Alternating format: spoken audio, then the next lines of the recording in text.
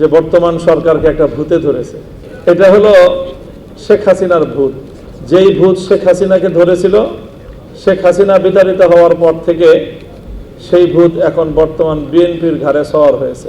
ভূতটা হলো জনগণকে অপমান করার ভূত। শেখ হাসিনার 15 বছরের শাসনামলকে যদি খুব সংক্ষেপে বর্ণনা করা হয়, তাহলে সেটা ছিল এদেশের জনগণকে নিয়ে উপহাস করা, জনগণকে যখন তখন যেভাবে ইচ্ছা সেভাবে অপমান করা। আলহামদুলিল্লাহ রাব্বিল আলামিন, আসসালাতু ওয়াসসালামু আলা সাইয়্যিদিল আমবিয়া ওয়াল মুরসালিন ওয়া আলা আলিহি ওয়া আসহাবিহি আজমাইন। 11 দলীয় ঐক্যের পক্ষ থেকে আয়োজিত গণভোটের রায়ের বিরুদ্ধে সরকার সংকটের মুখোমুখি বাংলাদেশ অর্থাৎ শীর্ষক আজকের এই সেমিনারে উপস্থিত সম্মানিত নেতৃবৃন্দ, উপস্থিত সম্মানিত সুধী, এতক্ষণ পর্যন্ত আপনারা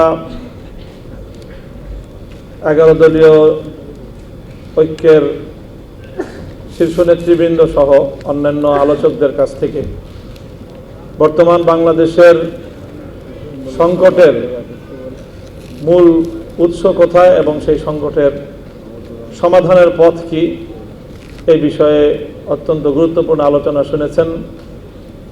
সেমিনারে প্রবন্ধের মূল আলোচক ছিলেন বিশিষ্ট আইনজীবী অ্যাডভোকেট শিশির মনির। অত্যন্ত স্পষ্টভাবে সমস্যার গোড়া চিহ্নিত করেছেন। আমি সংক্ষেপে 2-3টি কথা বলি। আমি বলি কি, যে বর্তমান সরকারকে একটা ভূতে ধরেছে। এটা হলো শেখ হাসিনার ভূত।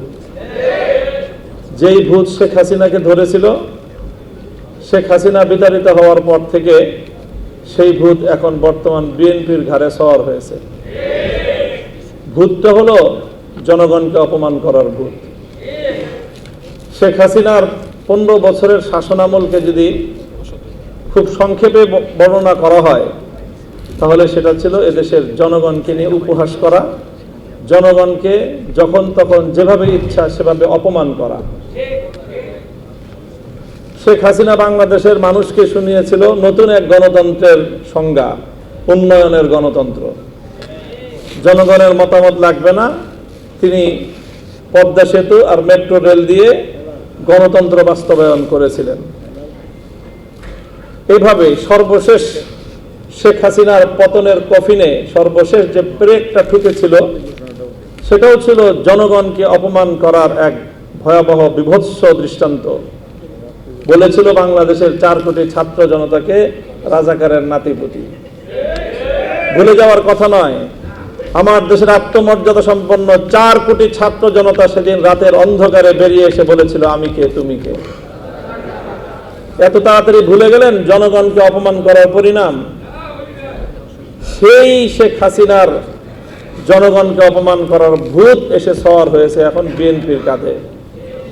এই জন্য বিএনপির পক্ষ থেকে একবার জনগণের সার্বভৌমত্বের প্যারালাল এনে দাঁড় করানো হয় তাদের 2/3 সংসদের এই সার্বভৌমত্বকে। এখানে সংসদে দাঁড়িয়ে গোটা জাতিকে মূর্খ সাব্যস্ত করা হয়।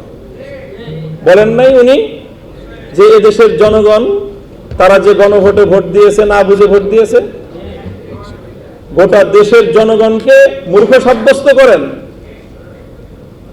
এরপরে উনি মাস্টার সাজেন এই মূর্খ জনগণকে বোঝানোর জন্য। উনি মাস্টার সেজে এদেশের সংসদের 300 সদস্যকে আর এই 300 সদস্য যারা গোটা দেশের জনগণের প্রতিনিধিত্ব করে তাদেরকে সংবিধান পড়ান মাস্টার সেজে। দাম্ভিকতার একটা সীমা থাকা উচিত। আপনারা জনগণকে অপমান করছেন। এই ভূত আসলে আপনাদের ঘাড়ের নতুন ভূত না, এটা শেখ হাসিনার ঘাড়ে সওয়ার হওয়া সেই পুরাতন ভূত আপনাদের কাছে এসেছে। আল্লামা সাঈদী রহমতুল্লাহ আলাইহির একটা খুব আলোচিত দৃষ্টান্তর কথা বলে আলোচনা শেষ করছি। ওই যে একটা আপনার বন্টনের গল্প শুনিয়েছিলেন না, যে সিংহ, গাধা আর শৃগাল মিলে একটা শিকার করেছে। এরপরে সিংহ বলেছে, এখন তো শিকার করলাম গরু, হরিণ আর খরগোশ, এখন তিনজন মিলে শিকার করেছি, বন্টন না করে তো খাওয়াটা এটা বেইনসাফি দেখায়, কাজেই একটা পদ্ধতি অনুযায়ী তুমি বন্টন করো। গাধাকে বন্টন করতে দিল, গাধা বন্টন করলো, আপনি বড়, আপনি গরুটা খান, আমি মাঝাও, আমি হরিণটা খাই, আর ওই পাতি শিয়াল ও ছোট ও খরগোশটা খাক। তো সিংহ এক চর মেরেছিল, এক চরে তার ঘাড় উপরে পড়ে গিয়েছিল। এরপরে বলল যে, শৃগালকে বলল, তুই ভাগ কর। না মহারাজ, কি ভাগ করব? না না, আমি তো ভাগ ছাড়া খাবো না, আমি তো সিস্টেম ছাড়া খাই না, সাংবিধানিক পদ্ধতি বাস্তবায়ন হবে, তারপরে সে আমি খাবো। শৃগাল বলল যে, আপনি গরুটা দিয়ে সকালবেলায় আপনি ব্রেকফাস্ট করবেন, হরিণটা দিয়ে ডিনার করবেন, লাঞ্চ করবেন, আর খরগোশটা দিয়ে আপনি ডিনার করবেন। জিজ্ঞাসা করলো, এত সুন্দর বন্টন ধরে শিখাইছে কে? তো শৃগাল বলে, ওই যে একটু আগে যে গাধার পরিণাম আমাকে এই উত্তম বন্টন শিক্ষা দিয়েছে। হাসিনার ভূত যার কাঁধে ভর করেছে তাদেরকে বলতে চাই, হাসিনাকে অনেক মানুষ বলতো যে খুব রাজনীতি বুঝে। আমি তখনই বলতাম যে হাসিনার মতো বেকুব রাজনীতিবিদ বাংলাদেশে দ্বিতীয় কেউ জন্ম নেয়। 70 বছরের আওয়ামী লীগকে বাংলাদেশ থেকে ধ্বংস করে দিয়ে গিয়েছে শেখ হাসিনা। শেখ হাসিনা গাধার মতো ভূমিকা পালন করতে গিয়ে সীমান্তের অপর প্রান্তে গিয়ে পড়েছে। তোমরা শৃগালের মতো যদি সেই শেখ হাসিনার পথ অবলম্বন করার চেষ্টা করো, সেখান থেকে শিক্ষা গ্রহণ করো, তোমার পরিণাম ভিন্ন কিছু হবে না। ক্ষমতার মসনদে বসলে জনগণকে খুব ক্ষুদ্র মনে হয় না? ক্ষমতার মসনদে বসে শুনেছিলাম ইঁদুর নাকি নিজেকে সিংহের মতো ভাবে। আজকে বিএনপির অবস্থা দেখে মনে হচ্ছে তারা ক্ষমতার মসনদে বসার পর জনগণকে তারা ইঁদুর আর নিজেদেরকে সিংহের মতো ভাবছে। আমরা পরিষ্কার ভাষায় বলি, জনগণকে সম্মান করতে শিখো। গণভোটের যে রায়, বাংলাদেশে এটি ৪র্থ গণভোট আজকের আলোচনায় এসেছে।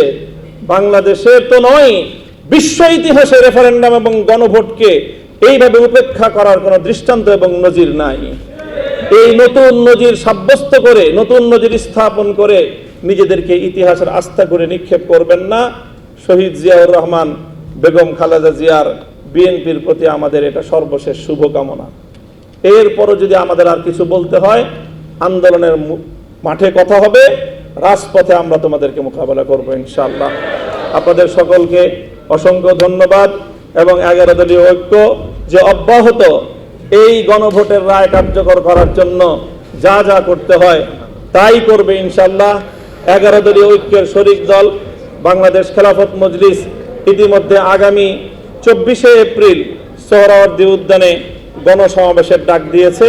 এভাবে পর্যায়ক্রমে আমরা ইনশাআল্লাহ এই গণভোটের রায় কার্যকর করেই ঘরে ফিরব। সকলকে সেই আন্দোলনের পথে থাকার উদাত্ত আহ্বান জানিয়ে বক্তব্য শেষ করছি। আসসালামু আলাইকুম ওয়া রাহমাতুল্লাহ। 1 জানুয়ারি 2026 ইউটিউব জার্নালিজমের অগ্রদূত changeTV.press সংগ্রাম মুখর 7 বছর পেরিয়ে পা রাখলো গৌরবান্বিত 8 বছরে। এই আনন্দ প্রহরে সবাইকে নিরন্তর শুভেচ্ছা। আমি নিজেকে ধন্যবাদ মনে করি, আমি সৌভাগ্যবান। চেঞ্জ টিভির পক্ষ থেকে আমার সাক্ষাৎকার নেওয়ার জন্য তারা আসছেন এবং চেঞ্জ টিভি দীর্ঘ 8 বছর ধরে এই কাজগুলি করছে। আমি তারা অনেক ভালো কাজ করেছেন, দেশের মানুষের সুখ দুঃখের কথা প্রত্যক্ষ তুলে ধরছেন। আমার আশা থাকবে চেঞ্জ টিভি সামনের দিকে উত্তরোত্তর আরও সমৃদ্ধ হবে। একটাই শুধু আমাদেরকে উপদেশ দিতে চায় তাদের কাছে, সেটা হচ্ছে সত্য কথাটা মানুষের সামনে তুলে ধরা, মানুষের ভিতরে কি চায় তাদেরটা তুলে ধরা, মানুষের প্রত্যাশা তুলে ধরা এবং মানুষের মধ্যে এই যে দেশাত্মবোধটা এবং সত্যবাদীটা এটা জাগরণ করে চেঞ্জ টিভির সামনের দিকে এগিয়ে যাবে। এবং যারা দেশের কথা চিন্তা করে এবং দলমত নির্বিশেষে যে লোকগুলো আছে তারা দেশের কথা চিন্তা করে, দেশের উন্নয়নের কথা চিন্তা করে, কোনো পক্ষপাতিত্ব করে না, তাদের বক্তব্য দেশের মানুষের তুলে ধরা, এই কাজগুলি সামনে এগিয়ে নিয়ে যাবে, এটা আমার প্রত্যাশা। অনেক ধন্যবাদ আপনাদেরকে, দেশবাসীকে, দেশবাসী পক্ষে সবাইকে আমি ধন্যবাদ জানাচ্ছি। changeTV.press এক ফোঁটা হলুদ নেই। আমরা শুধু আপনাদের কাছে একটাই আবেদন করব, মিথ্যার পিছনে দৌড়বেন না, সত্যকে ধারণ করেন, সত্যকে জনগণের কাছে তুলে ধরেন। সেটা যতই কঠিন হোক না কেন পিছপা হবেন না, ভয়ের কোনো কারণ নাই। আল্লাহর সাথে থাকেন, আল্লাহ আপনাকে সাহায্য করবে। কোনো মানুষের কাছ থেকে কোনো সাহায্য কামনা করবেন না। ধন্যবাদ। changeTV.press এক ফোঁটা হলুদও নেই।